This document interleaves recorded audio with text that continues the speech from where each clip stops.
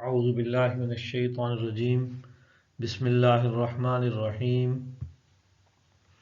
یا ایہا الذین آمنوا لا تقدموا بین یدی اللہ ورسولہ واتقوا اللہ ان اللہ سمیع علیم یا ایہا الذین آمنوا لا ترفعوا اصواتکم فوق صوت النبی ولا تجهروا له بالقول كجهر بعضكم لبعض ان تحبط اعمالكم وانتم لا تشعرون ان الذين يغضون اصواتهم عند رسول الله اولئك الذين امتحن الله قلوبهم للتقوى لهم مغفرة واجر عظيم ان الذين ينادونك من وراء الحجرات اكثرهم لا يعقلون ولو انهم صبروا حتى تخرج اليهم لكان خيرا لهم والله غفور رحيم صدق اللہ العظیم۔ عزیز طلباء و طالبات، ہمارے آج کے سبق کا عنوان سورۃ الحجرات ہے، جس میں ہم آیات 1 تا 5 کا مطالعہ کریں گے۔ سورۃ الحجرات سورتوں کی ترتیب میں 49 نمبر پر ہے اور یہ 26ویں پارے حامیم میں ہے۔ یہ 18 آیات اور 2 رکوع پر مشتمل ہے۔ سورۃ الحجرات مدینہ طیبہ میں نازل ہوئی۔ الحجرات حجر سے ہے۔ حجر کا معنی اگر ہا پر زیر پڑی جائے تو اس کا معنی گوشہ، گود، عافیت گاہ ہے۔ اسی طرح اگر ہا پر زبر ہو حجر تو اس کا معنی پتھر ہے، اور اسی طرح الحجر اس کا معنی کمرہ اور اسی کی جمع حجرات ہے۔ اس صورت میں حجرات کا لفظ استعمال ہوا، اسی وجہ سے اس صورت کا نام سورۃ الحجرات رکھا گیا۔ آیت نمبر 4 کا جب ہم مطالعہ کریں گے تو اس میں ہمیں وضاحت ہوگی اس واقعے کی جس طرح متوجہ کیا گیا۔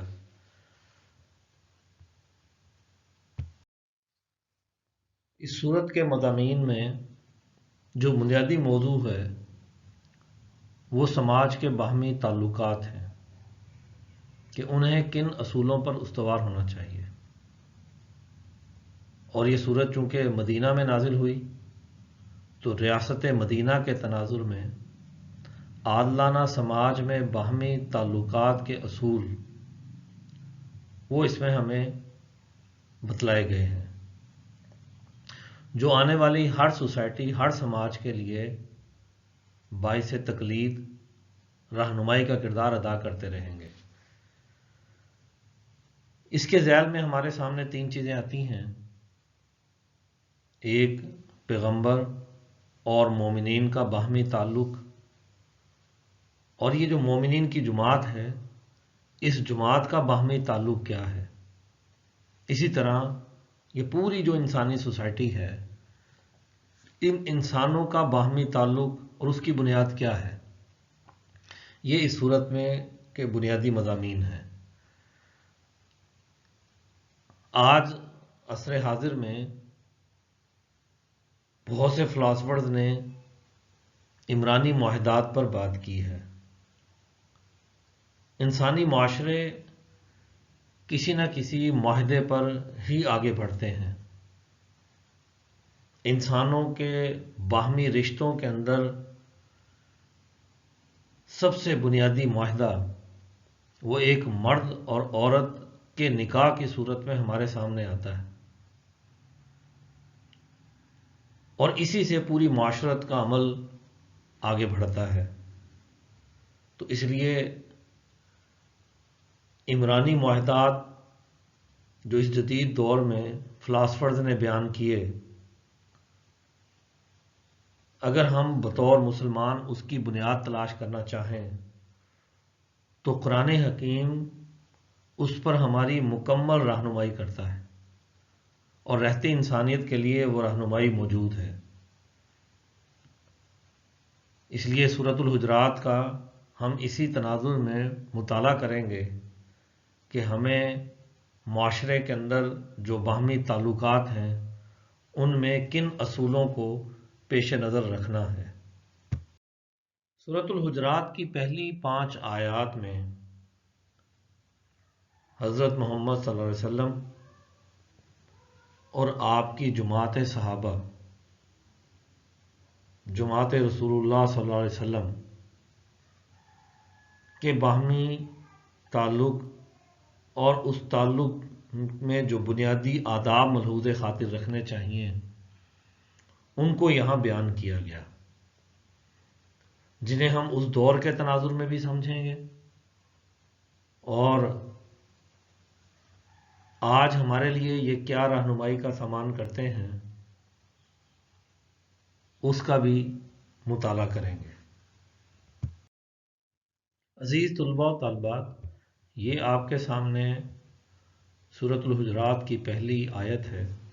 اس میں ترتیب ہماری یہ ہے کہ آیت نمبر ہے، پھر اس کے آگے آیت لکھی ہوئی ہے، پھر اس آیت کے بالکل سامنے لفظی ترجمہ لکھا گیا ہے اور پھر نیچے اسی آیت کا با محاورہ ترجمہ لکھا گیا ہے۔ نیچے تمام سلائیڈز میں اسی طرح یہ آپ کے سامنے آئے گا۔ تو آئیے اب ہم پہلی آیت کا مطالعہ کرتے ہیں۔ یا ایھا الذین آمنوا، اے ایمان والو، لا تقدموا، آگے نہ بڑھو، بین یدی اللہ و رسولہ، اللہ سے اور اس کے رسول سے، واتقوا اللہ، اور ڈرتے رہو اللہ سے، ان اللہ سمیع علیم، بے شک اللہ سنتا ہے، جانتا ہے۔ اب یہاں پر اس جماعت سے خطاب کیا گیا ہے جو جماعت قرآن حکیم کے اصولوں پر تشکیل پائی ہے۔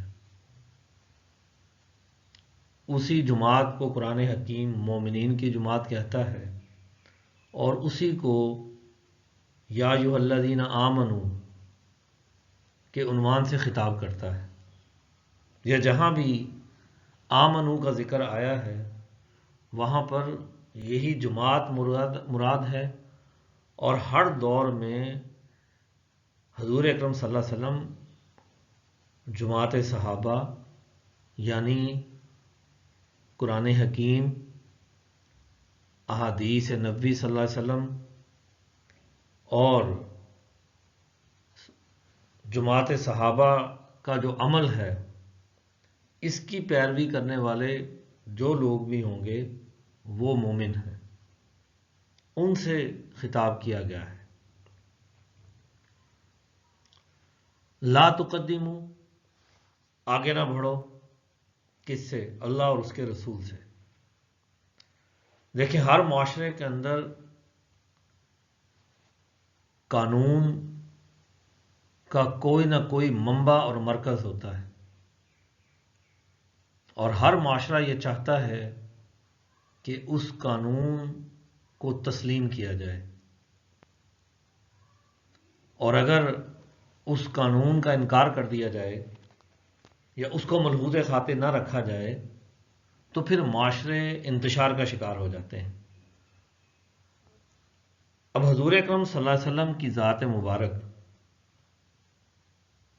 وہ ہمارے لیے قانون کا منبع اور مرکز ہے، اور آپ نمائندہ ہیں ذات باری تعالیٰ کے۔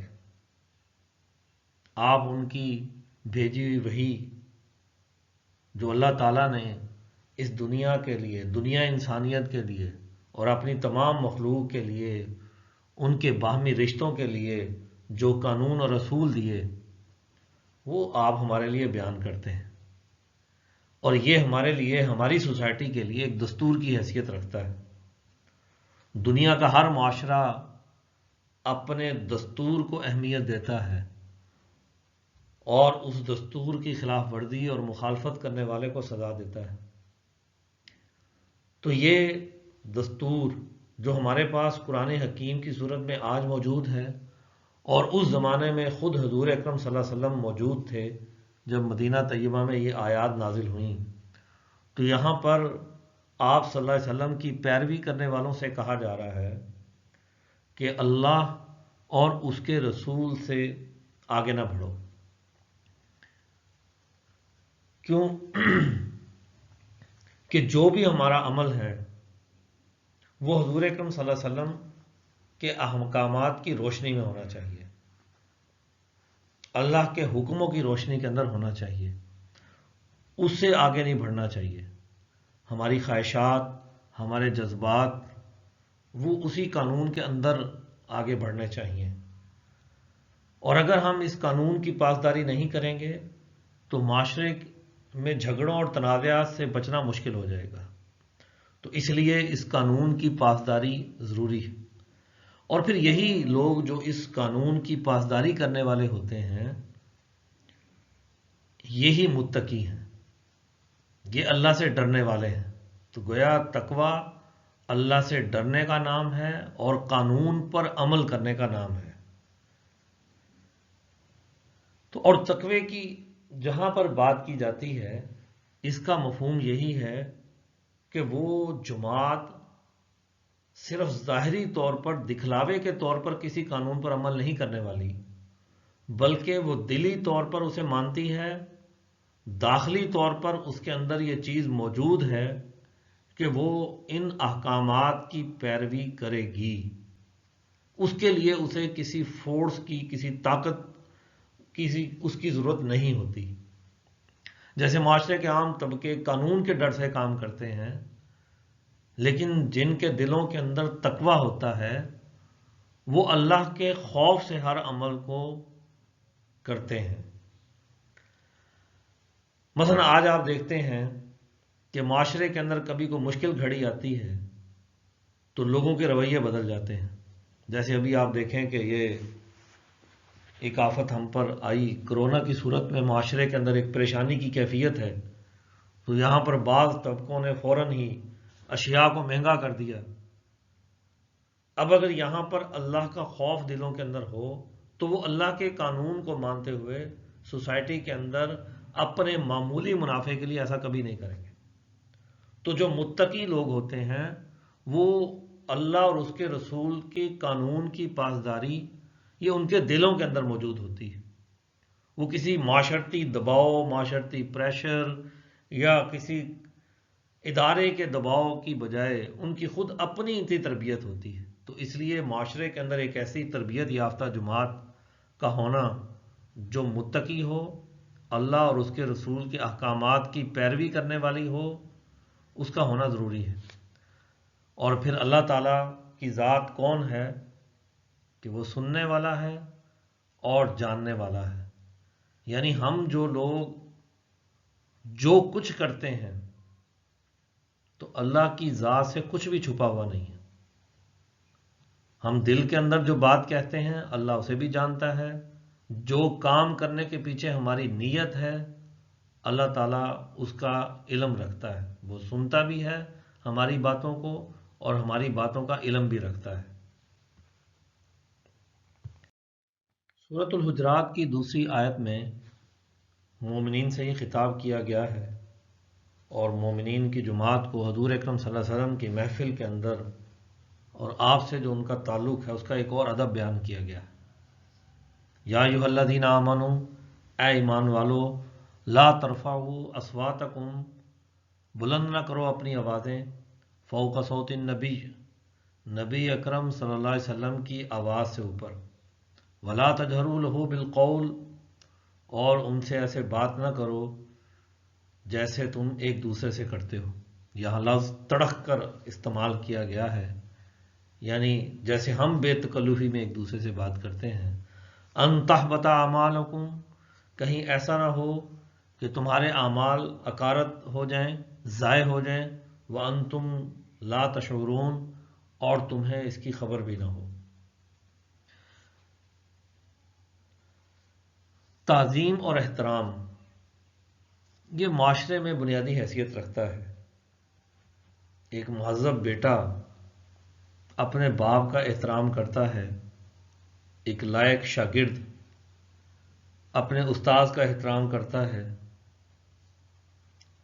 ایک مرید اپنے پیر کا احترام کرتا ہے، ایک سپاہی اپنے افسر کا احترام کرتا ہے. تو پورے معاشرے کی اٹھان آگے بڑھنے کا عمل اسی ادب و احترام پر ہے۔ تو نبی اکرم صلی اللہ علیہ وسلم کی ذات مبارک ان سب سے بلند ہے۔ انسانوں کے جو بھی رشتے ہیں جو ادب کا تقاضا رکھتے ہیں، حضور اکرم صلی اللہ علیہ وسلم کی شان ان سب سے کہیں بلند ہے۔ تو اب آپ صلی اللہ علیہ وسلم کی محفل کے آداب بتائے گئے کہ آپ کے سامنے آواز اس طرح بلند کر کے بات کرنا کہ حضور اکرم صلی اللہ علیہ وسلم کی آواز ہی نہ سنی جائے،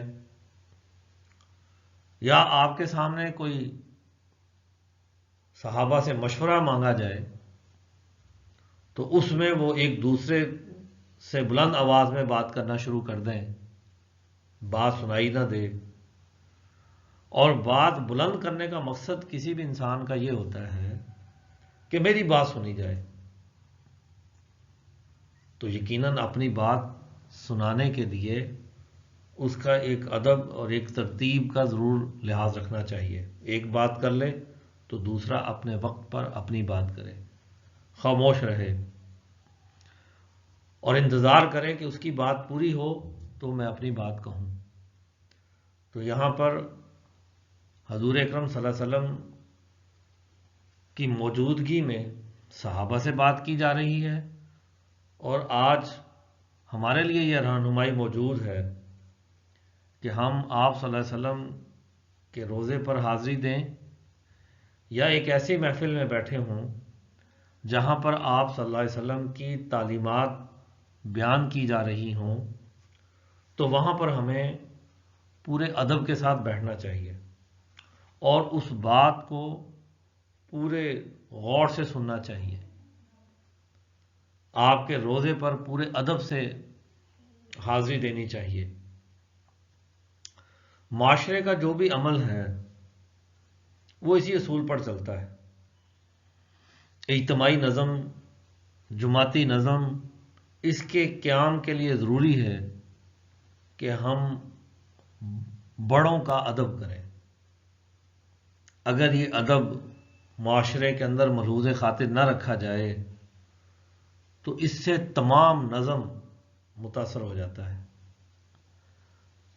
آج ہمارے سامنے کسی کا ادب پیش نظر نہیں ہے تو یاد رکھیں کہ ایسے بے ادب کا کوئی اور بھی ادب نہیں کرتا۔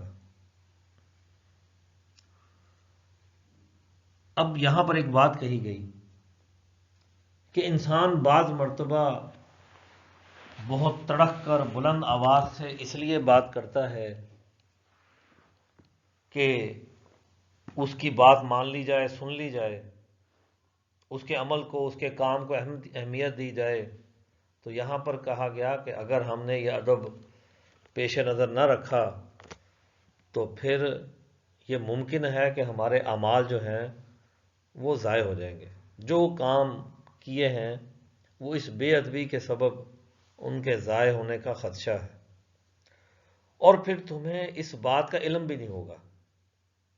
انسان ایک غلطی کر بیٹھتا ہے اور پھر اسے اس بات کا علم بھی نہ ہو، اس کی خبر بھی نہ ہو کہ اس کا وہ عمل ضائع ہو جائے، تو یہ بہت ہی نامناسب بات ہوگی۔ تو یہاں پر لفظ شعور استعمال کیا گیا ہے، وَأَنْتُمْ لَا تَشْعُرُونَ۔ تو انسان کے ہر کام کے پیچھے محض ظاہری کیفیت یا ظاہری عمل نہیں ہونا چاہیے، بلکہ اس کے پیچھے انسان کا مکمل شعور کام کر رہا ہو، تو تب انسان ایک صحیح عمل کو اختیار کر سکتا ہے۔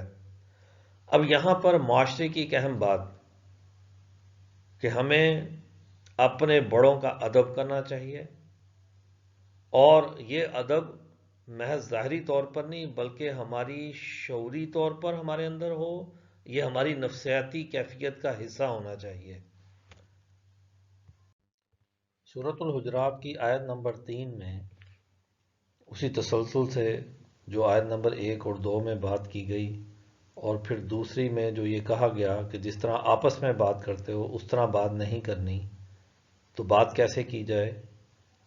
تو یہاں پر کہا گیا کہ ان الذین یغضون اصواتہم، جو لوگ دبی آواز سے بولتے ہیں، عند رسول اللہ، رسول اللہ صلی اللہ علیہ وسلم کے پاس، اولئک الذین امتحن اللہ قلوبہم، یہ لوگ وہی ہیں جن کے دلوں کو اللہ تعالیٰ نے جانچ لیا ہے، جن کے دلوں کو اللہ تعالیٰ نے قبول کر لیا ہے، چن لیا ہے، للتقوی، ادب کے لیے، لہم مغفرۃ، ان کے لیے معافی ہے، واجر عظیم، اور بڑا ثواب ہے۔ اب یہاں پر ادب سے بات کرنے کی طرف توجہ دلائی گئی، اس انداز سے بات کرنا کہ نہ تو آواز بہت بلند ہو کہ بڑھ چڑھ کر بولا جائے، نہ اتنی دبی ہوئی ہو کہ اگلے بندے کو سننے نہ، بلکہ اعتدال کے ساتھ ایک گفتگو کو پیش کیا جائے۔ بات کرنا ایک ضروری عمل ہے، اس سے یہ قطعاً مراد نہیں کہ بالکل ہی خاموشی اختیار کر لی جائے، بلکہ بات کرنی ہے، بات کرنے کا ادب سامنے رکھنا ہے، اور خاص طور پر جب حضور اکرم صلی اللہ علیہ وسلم کی محفل ہو تو پھر تو ادب کو بہت زیادہ ملحوظ خاطر رکھنا چاہیے۔ تو اب یہاں پر کہا گیا کہ جو لوگ اس بات کو، اس ادب کو سامنے رکھتے ہیں کہ اپنی آواز کو دبا کر بات کرتے ہیں، ایک اعتدال کے ساتھ وہ بات کرتے ہیں، تو اب یہ وہ لوگ ہیں جن کو اللہ تعالیٰ نے چن لیا ہے، ان کے دلوں کو تقوی کے لیے چن لیا ہے۔ اب یعنی یہاں سے ایک اور بات ہمارے سامنے آئی کہ تقوی کیا ہے؟ تقوی دل کے ادب کا نام ہے، یہ ایک داخلی چیز ہے، جیسا کہ پہلے بات ہوئی۔ دیکھیے آپ، پچھلی آیت میں بھی ایک قانون بیان کیا گیا اور ساتھ ہی تقوی، یہاں بھی قانون بیان کیا گیا اور ساتھ ہی تقوی کی بات کی گئی، یعنی اس قانون پر، ان چیزوں پر عمل درآمد کرنے والے لوگ ہی متقی ہیں۔ اب کوئی کسی سے پہلے خامی ہو گئی، وہ بلند آواز سے بات کرتا تھا، اب اس کو ایک ادب بیان کر دیا گیا، اب وہ اس قانون کا پابند ہو گیا، تو اب کہہ دیا گیا کہ ایسے لوگ، ان کے لیے معافی ہے، یہ مغفرت کے حقدار ہیں۔ اب یہ کہ انسان کے پاس ایک قانون آ جائے، اب وہ قانون تو بہت کہے بھی، منہ سے اس کو، اس کی بات بھی کرے، لیکن عمل نہ کرے، یہ معافی اس کے لیے نہیں۔ معافی اس کے لیے ہے جس کے سامنے پہلے قانون نہیں تھا، اور اب اس کے سامنے قانون آیا، اب وہ اس قانون پر عمل کرنے والا متقی بن گیا، تو اب اس کے لیے کہا گیا کہ لہم مغفرۃ، ان لوگوں کے لیے مغفرت ہے، اور پھر ان کے ہر عمل کا ایک بڑا اجر ہے، وہ جو بھی کام کریں گے ان اصولوں کی روشنی کے اندر، تو ان کے لیے ایک بڑا ثواب، ایک بڑا اجر ہے۔ آیت نمبر 4 اور 5 ہمارے سامنے ہے، اس کے اندر اور قانون بیان کیا گیا۔ ان الذین ینادونک، بے شک جو لوگ آپ کو پکارتے ہیں، من وراء الحجرات، دیوار کے پیچھے سے، اکثرہم لا یعقلون، ان میں سے اکثر عقل نہیں رکھتے، ولو انہم صبروا، اور اگر وہ صبر کرتے، حتی تخرج الیہم، جب تک آپ نکلتے ان کی طرف، لکان خیر لہم، تو یہ ان کے حق میں بہتر ہوتا، واللہ غفور الرحیم، اور اللہ بخشنے والا اور مہربان ہے۔ حضور اکرم صلی اللہ علیہ وسلم کی ذات مبارک ایک اجتماعی حیثیت رکھتی ہے، آپ رہبر ہیں، رہنما ہیں، تمام انسانیت کے نبی ہیں، اور آپ صلی اللہ علیہ وسلم ریاست کے سربراہ بھی ہیں۔ مدینہ کی ریاست تشکیل پاتی ہے تو اس کے والی، اس کے سربراہ، سرپرست، اس کے رہنما حضور اکرم صلی اللہ علیہ وسلم کی ذات مبارک ہے۔ اب آپ کے سامنے دن بھر کی مصروفیات ہیں۔ ریاستی امور ایک مسلسل عمل کا نام ہے۔ اب حضور اکرم صلی اللہ علیہ وسلم باہر لوگوں سے ملاقاتیں کرتے ہیں، وفود آتے ہیں، آپ سے ملتے ہیں، وہ اپنے اپنے کام پورے کر کے چلے جاتے ہیں۔ اب حضور اکرم صلی اللہ علیہ وسلم اپنے کسی تقاضے سے گھر تشریف لے کر گئے۔ آپ جو ہی گھر تشریف لے کر گئے، ایک وفد اور آ گیا۔ اب ایسے میں وہ حضور اکرم صلی اللہ علیہ وسلم کو گھر کے باہر سے ہی آوازیں دینے لگ جائے، تو یہاں پر اس پر تنبیہ کی گئی کہ یہ جو لوگ باہر سے ہی آپ کو پکارتے ہیں، یہ ان کا عمل کوئی مناسب نہیں ہے، اور ان میں سے بیشتر لوگ تو عقل نہیں رکھتے اس بات کی کہ کسی کو گھر کے اندر سے بلانا، اس کا کیا ادب ہے، اس کا کیا طریقہ کار ہے۔ باہر سے آوازیں دینا اونچی اونچی آواز سے، اس سے منع کیا گیا، گویا کہ یہ عمل ایک بے عقلی سے تعبیر کیا گیا۔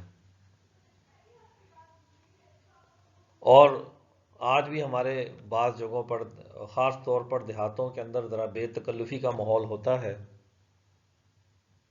تو لوگ باہر سے کھڑے ہو کر ایک دوسرے کو آواز دیتے ہیں، اور پھر وہ بھی اندر سے ہی آواز دے کے جواب دیتا ہے، اور بعض مرتبہ اپنی ضروری بات چیت بھی اسی طرح کر لیتے ہیں۔ اس سے تو پورے محلے کا ماحول متاثر ہوتا ہے، اور پھر گھر کے اندر جو شخص موجود ہے وہ کس کیفیت میں ہے، یہ بھی باہر والے کے علم میں نہیں ہوتا۔ وہ کھانا کھا رہا ہے، کسی خصوصی کام سے اندر گیا، گفتگو کر رہا ہے، تو اب یہاں پر ہمیں اس بات کا خیال رکھنا چاہیے، اس چار دیواری کے ایک کچھ اپنے اصول اور ضابطے ہیں۔ جیسے ملکوں کی سرحدات کی ایک حفاظت ہوتی ہے، اس کا ایک احترام ہوتا ہے، ایسے ہی گھر بھی اپنی ایک سرحد رکھتا ہے، اس کے مکینوں کے بھی کچھ اصول، وہاں رہنے کے کچھ اصول ہیں، کچھ ان کے حقوق ہیں جو اس سے باہر رہنے والوں کو سامنے رکھنے ہیں، ان سے لاپرواہی نہیں برتنی۔ اور پھر بات یہاں پر حضور اکرم صلی اللہ علیہ وسلم کی ہو رہی ہے کہ آپ کو کوئی وفد باہر سے آئے اور باہر سے آوازیں دینے لگ جائے، اور اس کے گمان میں یہ ہو کہ میں جلدی جلدی اپنی بات کروں اور واپس چلا جاؤں، کیونکہ مدینہ کی ریاست تھی تو اس کے گرد و پیش میں بہت سے دیہات تھے، گاؤں تھے، دور دراز کے علاقے تھے، تو وہ چونکہ حضور اکرم صلی اللہ علیہ وسلم ریاستی امور نپٹاتے تھے، جماعت صحابہ آپ کے ساتھ تھی، تو لوگ آپ سے ملنے کے لیے آتے تھے، اپنے کام پیش کرتے تھے، ان کے لیے مشورے آپ سے لیتے تھے، آپ سے رہنمائی لیتے تھے، تو اب ان کا وہ بھی یہ ہوتا تھا کہ ہم جلد اپنی مقام پر بھی واپس پہنچ جائیں، تو اس لیے بعض لوگ جلدی کر لیتے تھے۔ تو اب یہاں پر کہا گیا کہ ان لوگوں کے لیے باہر سے آوازیں دینا یہ کوئی عقل مندی کا کام نہیں، بالکل مناسب عمل نہیں ہے۔ انہیں کیا چاہیے؟ وَلَوْ أَنَّهُمْ صَبَرُوا، ایک بڑا اہم معاشرتی خلق بیان کیا گیا کہ اگر یہ لوگ صبر کر لیں، رک جائیں، یہاں تک کہ حضور اکرم صلی اللہ علیہ وسلم باہر تشریف لے آئیں، تو یہ بات ان کے لیے زیادہ بہتر ہے۔ صبر کا معنی رک جانا ہے، صبر کا معنی کسی کام کو چھوڑ دینا نہیں ہے، یا بیچارگی نہیں ہے۔ صبر کا معنی ایک بڑا اعلیٰ خلق ہے، اس کا معنی رک جانا ہے، انتظار کرنا ہے۔ اور پھر کہا گیا کہ حضور اکرم صلی اللہ علیہ وسلم جب باہر تشریف لے آئیں تو پھر آپ ان سے بات کریں، یہی بات اس آنے والے کے لیے بہتر ہے۔ اور اب یہاں پر پھر وہی کہ اب اس قانون پر جو عمل کرے گا، جس سے اس سے پہلے جو غلطی ہو گئی وہ ہو گئی، اب یہ ان کے لیے مغفرت بھی ہے، رحمت بھی ہے اللہ تعالیٰ کی، کہ اللہ تعالیٰ بخشنے والا اور مہربان ہے۔ دیکھیے پچھلی آیت میں بھی وَلَهُمْ مَغْفِرَةٌ، ان کے لیے معافی کی بات کی گئی۔ تو اب معافی یعنی اس بات کا نام ہے کہ جو غلطی پہلے کر رہے تھے اس سے توبہ اور آئندہ نہ کرنے کا عزم، یہ بنیادی چیز ہے۔ یہ نہیں کہ پچھلی پالیسی بھی چلتی رہے اور نئی پالیسی پر بھی عمل شروع کر دو، جہاں دیکھا وہ اس پہ عمل کر لیا، جہاں دیکھا اس پر عمل کر لیا۔ پہلی پالیسی اگر غلط تھی اور واضح ہو گیا کہ وہ آپ کا عمل غلط تھا، آپ کی وہ حکمت عملی غلط تھی، تو پھر اس سے توبہ کرنی چاہیے۔ یہ ہے مغفرت، مکمل توبہ، اور پھر اس نئے قانون اور نئے اصول کو مکمل طور پر اپنا لیا جائے، تو پھر اللہ تعالیٰ کی ذات بہت زیادہ معاف کرنے والی اور بہت زیادہ مہربان ہے۔ عزیز طلباء و طالبات، سورۃ الحجرات کی آیت 1 تا 5 جو ہمارا آج کا سبق تھا، اس سے ہمارے سامنے 5 باتیں آئیں کہ حضور اکرم صلی اللہ علیہ وسلم کی مجلس میں ادب سے اور خاموشی سے بیٹھے۔ نمبر 2، بات کرنے میں پہل نہ کریں، سبقت لے جانے کی کوشش نہ کریں۔ نمبر 3، بلند آواز میں بات نہ کریں۔ نمبر 4، جیسے ایک دوسرے کو پکارتے ہو ویسے آپ صلی اللہ علیہ وسلم کو نہ بلائیں۔ جب آپ صلی اللہ علیہ وسلم گھر تشریف لے جائیں تو باہر سے آوازیں نہ لگائیں۔ یہ اس دور کے لیے بھی قانون ہے اور یہ آج کی بھی معاشرت کے لیے بنیادی قانون کی حیثیت رکھتے ہیں کہ آج کی معاشرت بھی جو ریاست مدینہ کے اصولوں پر پروان چڑھے گی، وہاں پر ان اصولوں، ان ادب و آداب کا خیال رکھنا ضروری ہے، اور انہی اصولوں پر عمل کرنے والے لوگ ہی متقی ہیں۔ اور اس کے ساتھ ساتھ ہمارے سامنے ان آیات کے ضمن میں کچھ اور بھی سماجی امور ہمارے سامنے آتے ہیں۔ نمبر 1، تقوی، کہ ہمیں تقوی اختیار کرنا چاہیے، دل کا ادب، ہر بات کو دل سے قبول کرنا چاہیے۔ نمبر 2، ہمارا ہر عمل شعور پر مبنی ہونا چاہیے، محض دکھلاوے پر یا بغیر کسی عقل اور شعور کے تحت نہیں۔ اور تیسری چیز یہ کہ ہمارے کاموں کے اندر ایک صبر، برداشت اور ہر کام کو وقت پر کرنے کا رویہ ہمارے اندر پایا جانا چاہیے۔ تو یہ سماج کے بنیادی امور ہمارے سامنے آتے ہیں، اور ان آداب اور ان سماجی امور پر ہمیں خود بھی عمل کرنا ہے اور دوسروں کے اندر بھی انہیں منتقل کرنا ہے۔ بہت شکریہ۔